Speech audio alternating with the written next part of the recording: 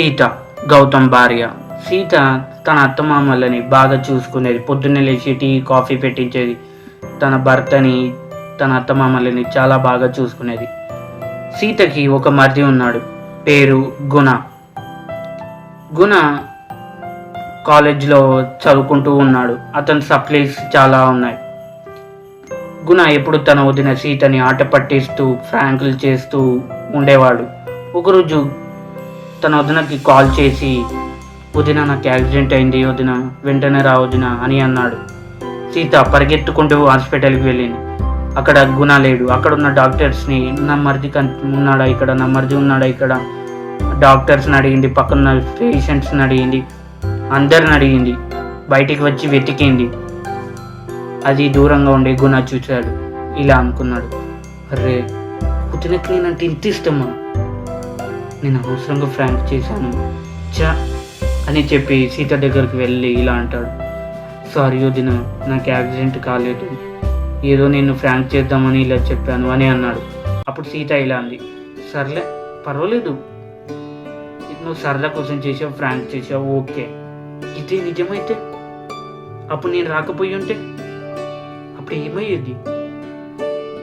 చూడుగున, ఫ్రాంకులు చేయాలి, ఆట పట్టించాలి, ఇలాంటి సిచ్యువేషన్స్ని వాడుకోవద్దు కానీ, ఓకేనా, ఇంకెప్పుడు ఇలా చేయకని చెప్పి గుణాను ఇంటికి తీసుకెళ్ళింది.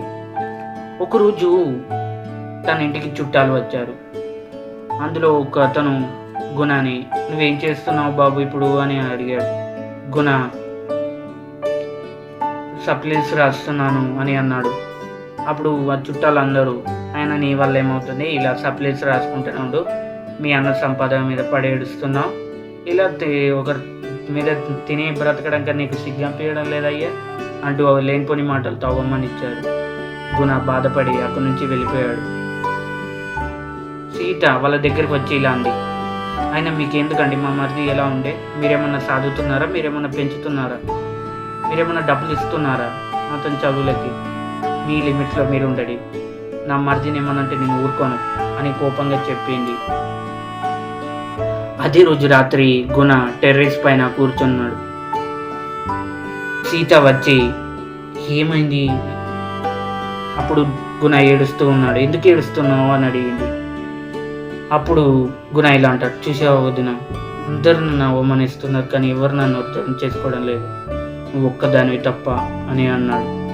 అప్పుడు సీత ఇలా అంటుంది, వాళ్ళు అవమానిస్తున్నారు అని అనుకోకు, నువ్వు గెలవడానికి కానీ ముందుకు తోస్తున్నారు అనుకో. అవమానించిన వాళ్ళకి ఎప్పుడు మన కన్నీళ్లతో కాదు, మన కష్టంతో బుద్ధి చెప్పాలి, మన గెలుపుతో బుద్ధి చెప్పాలి.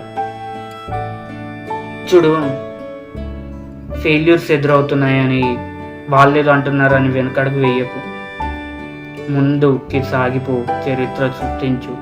నీ వెంట ఈ వదిన ఉంది, నీకేది కావాలంటే అది చేస్తాను, నీకెప్పుడు సాయం కావాలని ఈ వదిన ఉంటుంది, కానీ వెనకడుగు మాత్రం వెయ్యకు అని అంది. ఆ మాటలు గుణ గుండెల్లో ధైర్యాన్ని నింపాయి. వెంటనే సప్లైస్ అన్ని క్లియర్ చేశాడు. తర్వాత బిజినెస్ స్టార్ట్ చేద్దాం అనుకున్నాడు, కానీ డబ్బులు లేవు. ఇంట్లో అడిగితే ఇవ్వలేదు, ఎవరి దగ్గర లేవు అన్నారు. ఇక అప్పుడే సీత తన నగలు ఇచ్చింది. అప్పుడు గుణ ఆశ్చర్యంగా, వదిన ఇవి నీ పుట్టింటి వాళ్ళు ఇచ్చారు కదా, ఇవి నీకే నీకు ఉండాలి కదా అని అన్నాడు. అప్పుడు సీత ఇలా అంటుంది, అవును నా కోసం ఇచ్చారు, అయినా నేను ఏమైనా పరవాళ్ళకి ఇస్తున్నానా, నా మరిదికే ఇస్తున్నాను కదా, నా కొడుకుకే ఇస్తున్నాను కదా అని అంది. అప్పుడు గుణ ఏడుస్తూ తన కౌలించుకున్నాడు. తర్వాత బిజినెస్ స్టార్ట్ చేశాడు. ముందు చిన్నగా ప్రారంభించాడు, తర్వాత మెల్లమెల్లగా గ్రోత్ పెరిగింది, తర్వాత పెద్ద సక్సెస్ అయింది. అతన్ని అవమానించిన వాళ్ళంతా అతన్ని చూసి షాక్ అయ్యారు.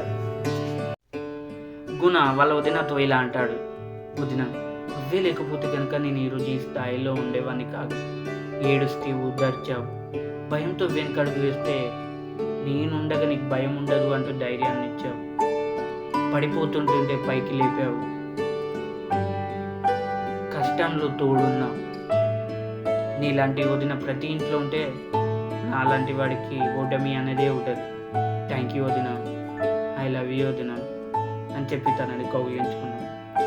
ఇలాంటి ఫ్యామిలీ స్టోరీస్ కోసం, మరీ ఇన్స్పిరేషనల్ స్టోరీస్ కోసం వెంటనే నా ఛానల్ సబ్స్క్రైబ్ చేసుకోండి ఫ్రెండ్స్.